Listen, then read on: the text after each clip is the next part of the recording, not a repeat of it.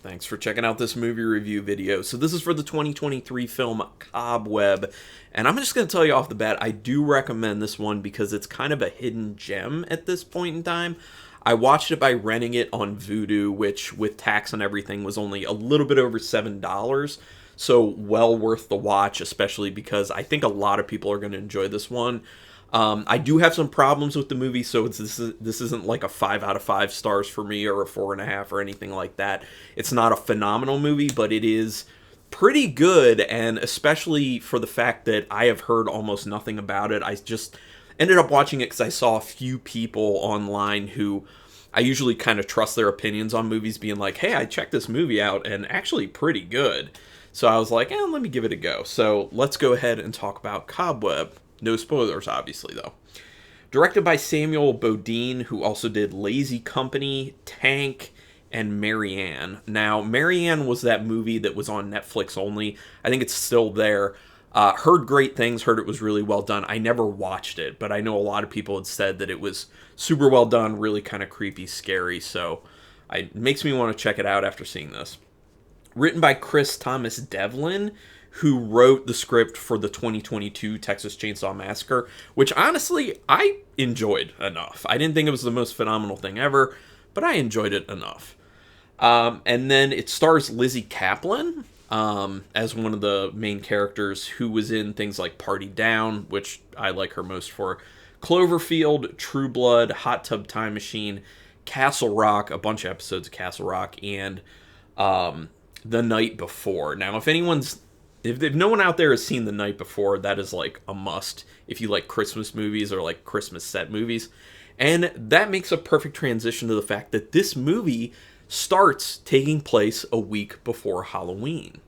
So if you're looking for more movies that are all about Halloween and have that Halloween feel for October coming up, this one would be a great one to add, in my opinion. So it goes all the way up to Halloween, which is great. Quick synopsis. It's basically about a boy who's living in a troubled family who is starting to hear things at night. He's starting to feel like something's going on. It's a very dark, creepy-looking house, and there's something afoot. And it's horror, and I don't want to go too much further into it past that, because it's best to watch this not knowing a whole lot. I guarantee what I just said is way less than you would see from a trailer, so I would not recommend watching a trailer either. Just watch it. The beginning is effective at setting up characters and a slightly unsettled aspect to the movie. You do get that feeling that there's definitely something wrong, something going on, and things are going to get progressively worse in the movie. Also, like I said, setting up the characters, you do get a good grasp on who these people are very early on. The score is quite good, in my opinion. I don't know how to say why this is the case, but it has that kind of Halloween vibe to it. When you hear it, you'll know what I'm talking about. Like, it just has that Halloween-y sound. And obviously it goes really well with that because it's set around Halloween. The family relationships in this seem very weird, and it's hard to tell if that's intentional or not. Now, I think it was an intentional choice. I don't think it was a good intentional choice. I understand why they set up the family relationships the way they did, but I think they went too hard with it. It starts to become a little too over the top, a little too ridiculous, and I really don't think they needed to go as hard at it as they ended up doing. This is one of those moments of, like, give your audience a little more credit for being able to pick up on things. I don't think you really need to bash people over the head with just being blunt about things. And I think this is one of my biggest issues with this movie is it's too blunt a lot of the time. That it could have used some, reel it back in. Take it back a little bit.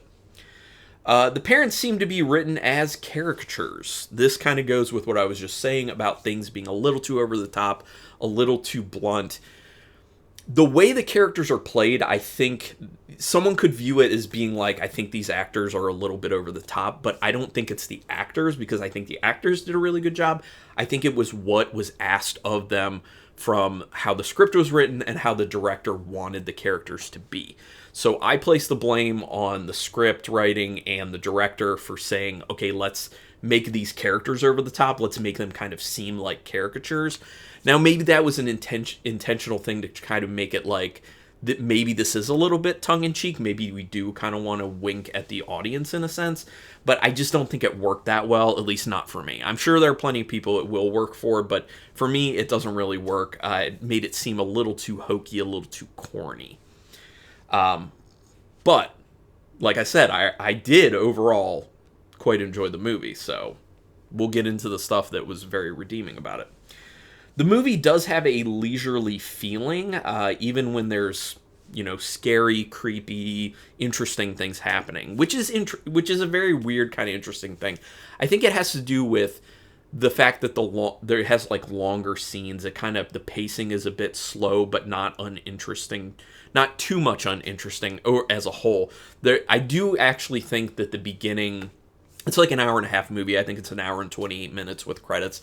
I think the first, not quite hour, but maybe the first 50 minutes or so is definitely not great as far as the pacing goes, and I really think they should have cut it down a bunch. This is an hour and 28 minute long movie, and I think it really kind of should have been closer to like an hour and 10 minutes maybe, just to kind of keep things moving a lot better. But yeah, but it does have this kind of like leisurely feel to the pacing of it, which is kind of playful. The lighting is not great in this. If you're watching it on a laptop like I was, you're going to have to really up the brightness, or you can do that with your TV. And it's comprised of mainly dark scenes. This is something that really does bother me. There are ways to properly light scenes that are in the dark so that it still looks like it's in the dark, but you can see everything you need to. There were a bunch of scenes where I'm like, I don't know what I'm looking at, so I had to pump that brightness up. But then that becomes a problem because during the scenes where it's not super dark, then things look grainy because that's what it does when you kind of pump that brightness up. So it makes the film quality look worse in those moments. So this, again, another one of my issues, the lighting should have been better. This is just one of my big pet peeves. I know it's not going to bother everyone, but I always, talk about things that bother me. So, yeah. There is some cool camera work in this, some really cool shots. And some really good framing. So the cinematography is excellent in this movie. It really has a great aesthetic to it. It also has a really nice atmosphere. Like I was talking about, it's around Halloween. It has that kind of Halloween feel to it. It has a really good creepy vibe. It feels a bit disturbing at times, and set design really good. So yeah, all those things come together for a nice visual experience. It is overly dramatized to the point of feeling corny. That is something that I was talking about. Now, that said, I think it's, again, mainly just for that first, 50 minutes that I was talking about was having more of pacing issues. During that period of the movie, I think it's having this kind of over-dramatized corniness to it. I think after that, it settles into what I think the film should have been from the get-go, and I think what the kind of original idea of the movie probably was, because it really does seem like this, it's kind of two movies in a sense. It's the end portion that is really well done in my opinion, and the beginning portion that seems like came after the end portion was written, and they were just like, okay, we know where we want it to go, and we have this really great end of the movie, but how do we get there? And then they kind of had a hard time coherently and succinctly getting there. But it's still a pretty good movie. There's something that definitely changes the trajectory of the movie. So, like me, if you are like me and you're watching the movie and you're kind of like, I don't know, this isn't really catching my fancy, like I'm kind of interested, but I've kind of got one foot out the door on this viewing, stick with it. Trust me, stick with it. Because I was definitely feeling that for quite a while. But again, once they hit that last 30 minutes of the movie, it makes everything worth it, in my opinion, so much so that I think I would actually go through that first 50 minutes or so of the movie just to get to that last half an hour. Seriously. It was that good at the end.